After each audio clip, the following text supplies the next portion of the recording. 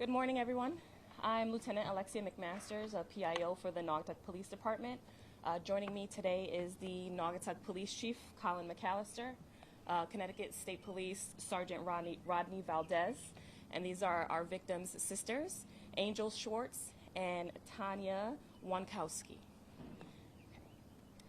Today, 36-year-old Rodney Coriano of Bridgeport, Connecticut, will be charged with manslaughter in the first degree and sale of hallucinogenic narcotics at Waterbury Superior Court. These charges are in relation to the overdose death of 51-year-old James Gramellini of Seymour that took place in Naugatuck on March 23, 2025. Coriano is a convicted felon who is on special parole until November 11th of 2027 and on probation until November 24th, 2028. An arrest from earlier this year violated his probation and parole, and he is currently in the custody of Bridgeport Correctional Facility. He has an extensive criminal history of 14 arrests, which include sale and possession of drug-related offenses. In March of 2018, Coriano was found guilty of negligent homicide in connection with an overdose death arrest made by the Naugatuck Police Department. He also has an active arrest warrant for criminal possession of a firearm with a $50,000 court-set bond. In the early morning hours of March 23, 2025, Naugatuck police responded to a residence in Naugatuck for a suspected overdose. Officers located the victim, James Gramellini, at his residence. Despite the efforts of responding officers and Naugatuck EMS, Gramellini was pronounced dead at the scene. While on scene, detectives located bags which contain a powdery substance consistent with heroin and fentanyl. During their investigation, detectives learned that Coriano sold narcotics to Gramellini. In May of 2025, the Office of the Chief Medical Examiner confirmed the cause of death was acute intoxication due to combined effects of fentanyl, cocaine, and ethanol. During this nearly 6-month-long investigation, Naugatuck detectives, led by Detective Andre Mutella, utilized multiple avenues to link Coriano to the narcotics sold to Gramellini, resulting in his death. Detectives collaborated with the Connecticut State Police Narcotics Task Force, who purchased fentanyl directly from Coriano. This resulted in the execution of a search and seizure warrant in July of 2025. A significant quantity of suspected fentanyl, crack cocaine, and drug paraphernalia were seized from Coriano and from his house. Forensic analysis confirmed that Coriano's DNA matched the DNA recovered from the scene of Gramellini's overdose. Investigators determined that Coriano distributed fentanyl and crack cocaine to the victim only hours before his death. The Naugatuck Police Department extends its deepest condolences to the victim's family and loved ones. We recognize the immeasurable pain caused by this tragic and preventable loss, and we remain unwavering in our pursuit of justice on their behalf. At this time, I would like to introduce Naugatuck Police Chief Colin McAllister to the podium for a few words. Thank you, Alexia. I'd just like to again commend the victim's family for joining us today. It's unusual. They're able to be here with us, and obviously their bravery and strength for wanting to come out here and be a part of this process. Naugatuck, like so many other communities, not just across the state, but also across the country, has not been immune from the scourge and the effects of the opioid epidemic. This case, while it is unusual for this type of an arrest to be made, is often reserved for the most severe and predatory type of offenders. To secure an arrest warrant in this type of case demonstrates the history of this offender. I'd like to again commend Detective Mutella, who is a lead investigator on this case. It exemplifies the work ethic of our detectives, who also worked in collaboration with the statewide narcotics task force, as well as our own task force officer who's been assigned to that unit. Working together has brought together this case. It's the partnerships that allow us to bring these cases forward and ultimately present them for prosecution to the judicial system.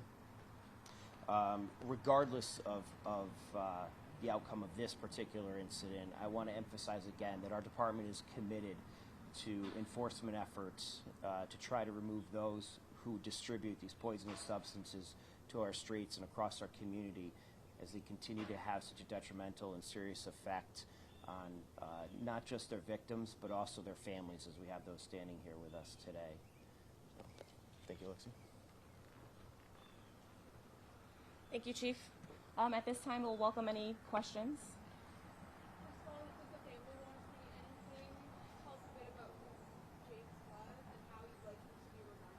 Absolutely. Tanya will actually be saying a few words, but if you guys have any questions about the investigation or anything that myself or the chief said, we'll welcome the questions now.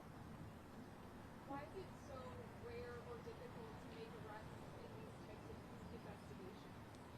Well, this case specifically was a special circumstance. The offender, Mr. Coriano, had already been charged with selling drugs in connection with another overdose case, and resulting in the death of a person who he sold drugs to. So this would also mark, the second time, notably, that he's done this, and that's why it's so rare, because oftentimes we cannot prove the connection, and this time we were able to prove the connection, and that's why we moved forth with pursuing the charges.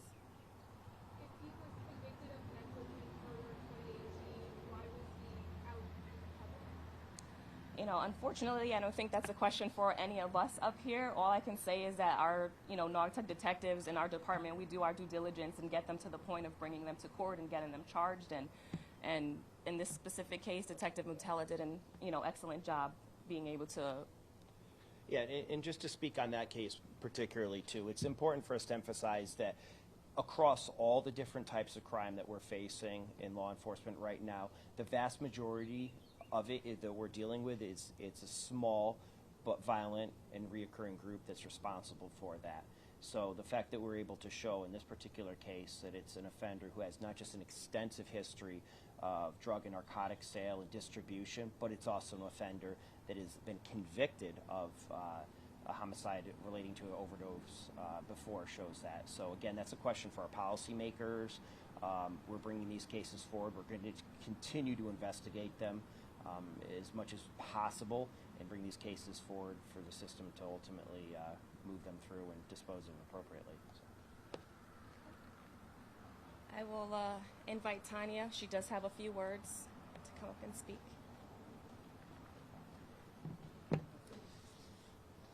We would first like to express our heartfelt gratitude to the state's attorney's office, Detective Mutella, and his entire team.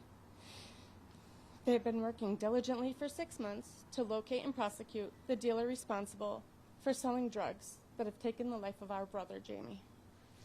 I would like the community to know that this is not an unprecedented occurrence for Rodney Coriano. In 2017, he engaged in a drug sale that resulted in the demise of a Naugatuck resident.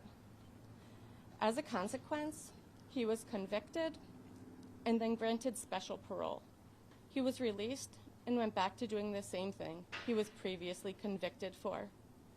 My sincere hope is at this time, Coriano will be removed from the streets and held accountable for his actions.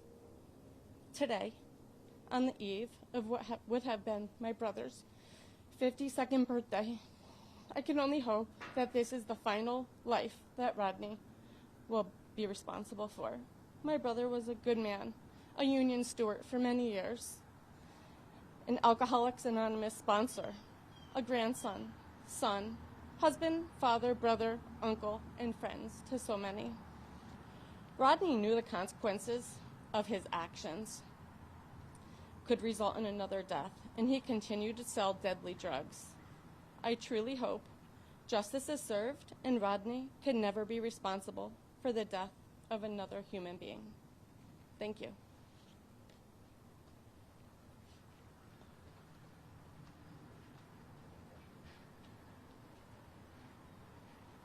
Do you guys have any more questions for us?